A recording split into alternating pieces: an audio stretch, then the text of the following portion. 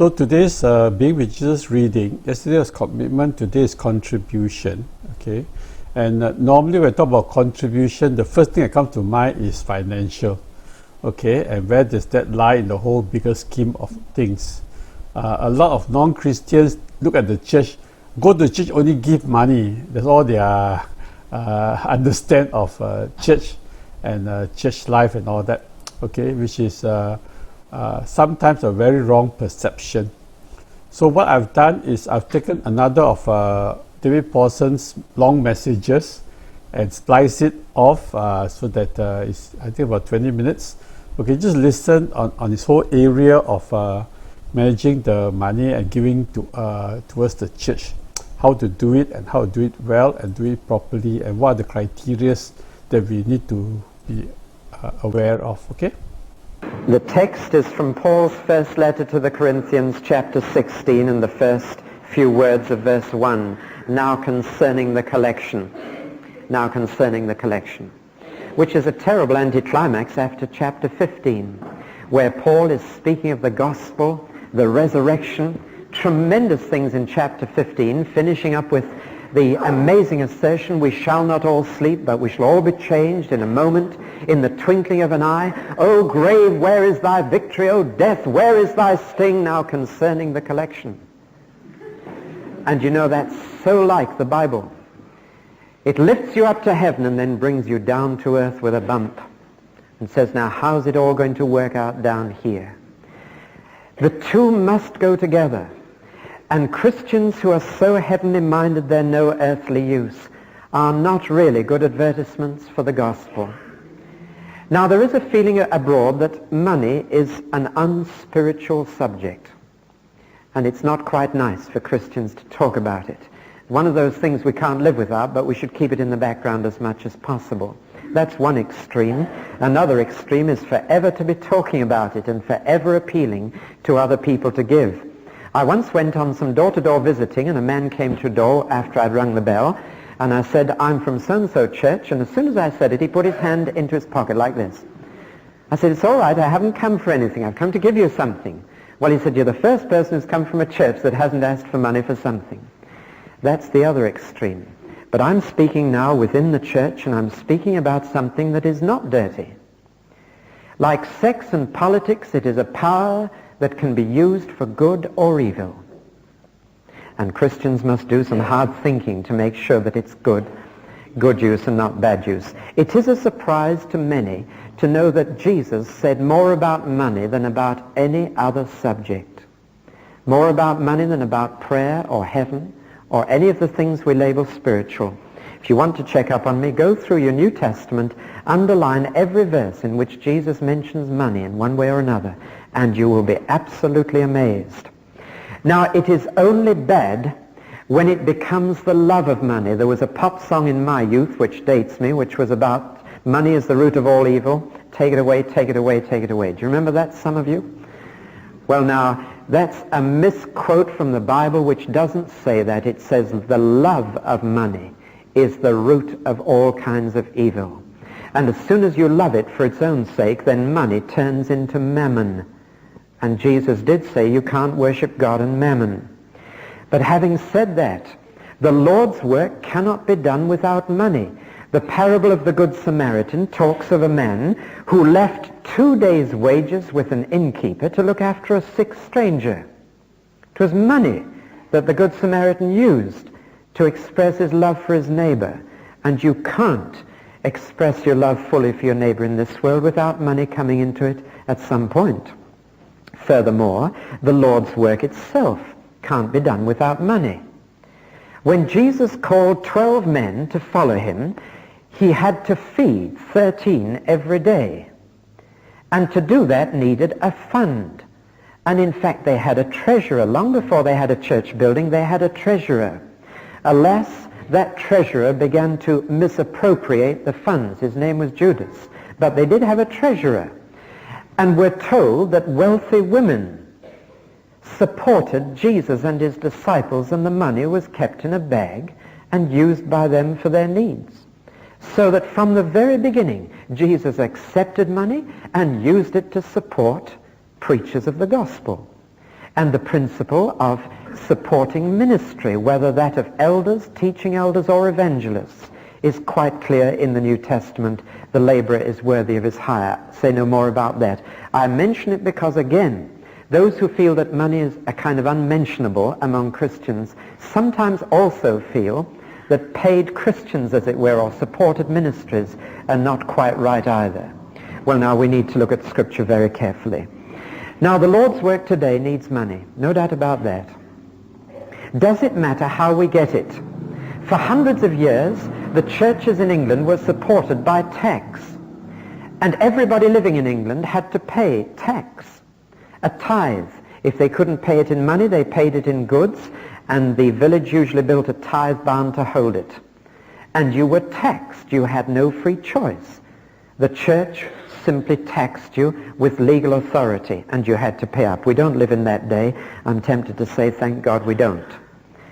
Because many early Baptists went to prison rather than pay a tax for the Lord's work on the principle that it should come as a free will offering.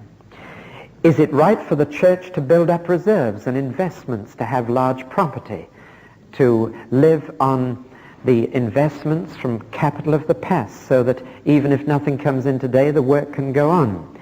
Is it right for churches to run bingo sessions, or should we have a row of one-armed bandits? Unarmed, I said. They're not unarmed, they're one-armed. Should we have those in the lounge of the New Millmead Centre? A lot of publicity recently was given to the priest who won a fortune on the football pools and was going to give some of it to the church of which he was priest. By an ironic link, the goal that won him all that was the goal that caused the disaster at Ibrox Park and led to the death of 66 people. Very strange, that. But should the church be involved in one long round of bazaars and jumble sales and all the rest? We're going to look at some of these issues. Does the end justify the means? The magic phrase, it's all in a good cause, is that a blank check to cover everything we care to do to get money by fair or foul means? Well, let's look at the Bible. What are the general principles? Principle number one is that we are called to live by faith in God. Everything we say must start here. We've got a wealthy Father. Let everything we do proclaim that. There is something wrong if the church is always presenting itself to the outside world as a pauper, struggling to make ends meet. It is not a good testimony. We've got a Father in heaven who owns all the silver and the gold in the world. If we are so hard up that we're struggling to make ends meet, we are advertising that there's something wrong between us and God.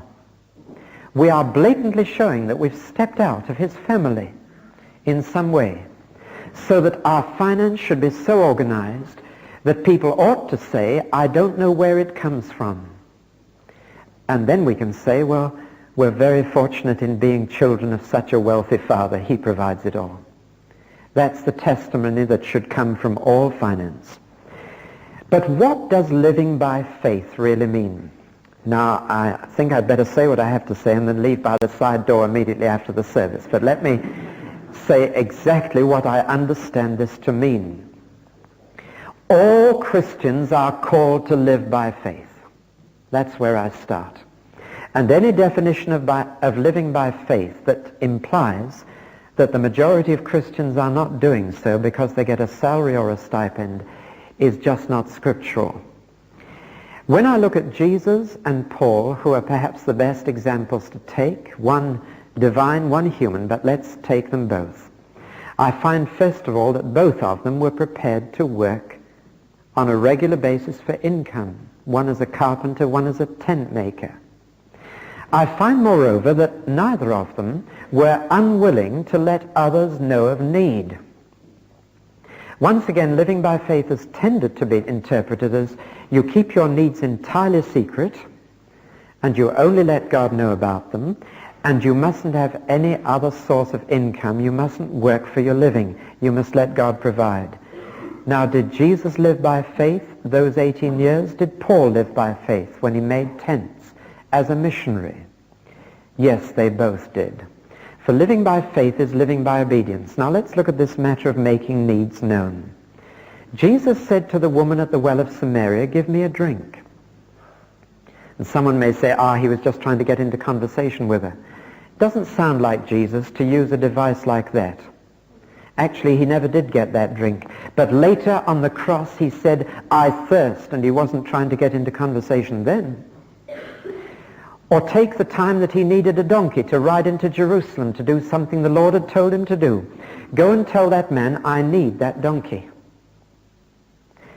And we should not, I think, have a taboo on letting people know what the Lord needs for his work and what is needed to do his work. We are still trusting God.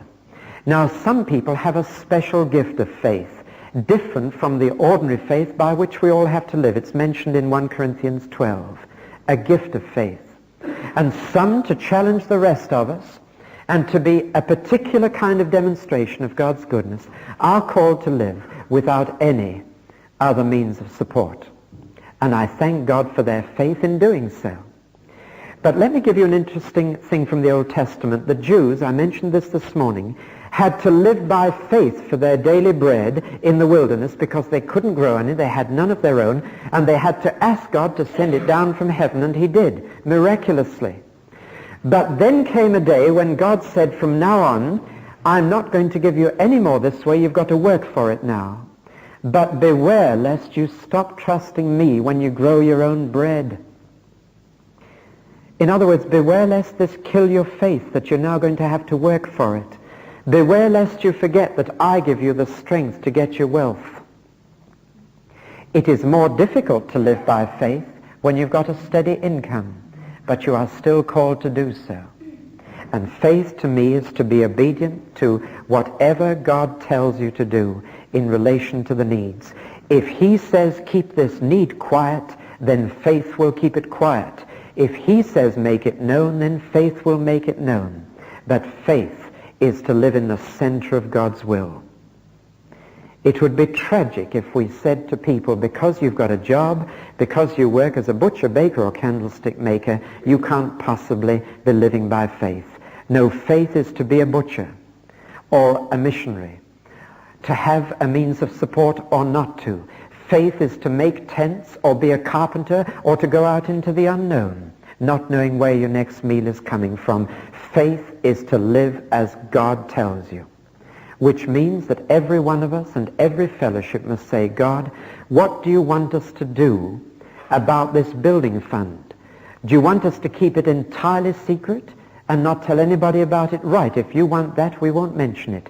Or do you want us to make the need known to your people? Then if that's what you want, then we'll do that." But faith says we want to do what he wants us to do, and we trust him to provide for our needs. Now the second thing, God's answer to our needs will be provided through the Lord's people. That's the second principle of the New Testament. The world can get the idea that we depend on charity from the world for our existence. We don't. The Lord's work in the Bible is to be supported by the Lord's people. We are told specifically in the New Testament, take nothing from the Gentiles. In other words, if it's the Lord's work, then the responsibility to finance it is ours, the Lord's people. It is not the responsibility of those who don't belong to him. Now, money doesn't fall from heaven. It doesn't come down the chimney. It comes out of someone's pocket. It comes because the Lord tells someone who has it to give it to someone who hasn't got it. That's how he operates. And it's wonderful to know how often somebody with a particular need of an exact sum prays, and God touches the heart of another person to give that exact sum to meet the need. Time and time again I've known this happen, so have you, and it's thrilling when it does. Somebody once said that when the Lord touched my heart, he was jolly near my wallet. And there's something in this. Or somebody else said that personal religion is purse and all religion, which I like. You can work that out later. Now, the burden of the Lord's work then is to be carried by the Lord's people. Why? Because those who are unsaved must never get the idea that they can buy their way into heaven. That's why. We must never give them the impression that if you give your money, you've got a stake in glory. That because you've given a subscription, God puts that down on the credit side. And it is because of this that Paul said, I worked making tents. I didn't take money from you because I wanted you to know that the gospel is free. It's the only really free gift there ever is. Every free gift on your cornflake packet you've paid for. And every free gift that all these firms are giving away with this, that, and the other. Don't you believe it? They're not free. There's only one really free gift, and that's eternal life. Now, I've been criticized for saying that before because the cost is everything you've got. Is that cost? I don't think so. Well, now, it's for that reason that the Lord's people take the bill. Here are the 5 principles of biblical giving. Number 1, that you give a proportion. Let me go back to what I said. I said it costs 5 shillings or 25. And suggest, because the Lord doesn't even out costs among people like that and say you all pay that. Because a shilling from one person is more than a pound from another. And the principle running right through the Bible, Old and New Testament, is you give a proportion of what you get. If it's a little that you get, it's a little that you give. If it's a lot, you give a lot. In other words, you give as the Lord prospers you. You don't compare your gift with the man next door. Your gift is compared with what you keep, not with anything else. And you give as the Lord has prospered you. You give a proportion. And so we don't divide it all up among members and say you each ought to give so much. But what we do say in the name of the Lord is you each ought to give a proportion of your income. I'm sometimes asked, should this be calculated on gross income or net income after tax? My answer, I think, must be gross income. Because the tax you pay is part of the cost of living to provide education and hospitals and other things which you enjoy. Why should I offset that when I wouldn't dream of offsetting the tax for my car or school meals for the children or the food and clothes that I get? No, I think you must take what you get and then say what proportion should the Lord have. In the United States, it's very much easier. One of the reasons for better giving in the States is simply this, that in the United States, the first 20% of my income may be allowed straight away as giving to charity, and then they tax from there down. I wish that could be done in England. It's so much simpler and so much easier than this dreadfully complicated covenanting. Though in this country we have to do that, and Mr. Colonies can steer you through the jungle very quickly and simply if you desire us to reclaim the tax on everything you give. Principle number 1, proportion. Principle number 2, priority. You don't ask at the end of the week what is left for God after you've paid your debts. Somebody once said, but look, I've got a lot of debts. Isn't it right to pay those first? The answer is you've got a debt to God. Which comes first, your debt to God or your debts to men? And it comes first. My great-grandmother had a little tin with slots, gas, coal, electricity, holidays. Have you seen these little tins? But the one at the end was Lord's treasury, and that always went in first. And then she managed on the rest with her 3 sons, and she didn't have a lot. Priority. Number 3, privacy. Giving should always be anonymous. And indeed, your pledges, if you decide that the Lord would have you pledge a support to this work for the next 12 months, no one will know who gives what, how much you pledge. It's between you and the Lord. It's kept quite secret. And the Lord said you should even keep it a secret from yourself. Don't let your right hand know what your left hand does.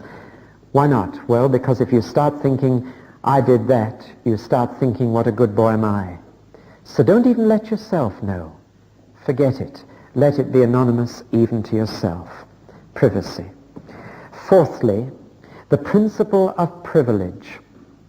The Lord loves a cheerful giver, which I've heard Mr. Lindsay Blake translate or paraphrase like this: hallelujah, here's the plate. Well, now, I'm not sure that that's an accurate translation, but it catches the spirit of the thing.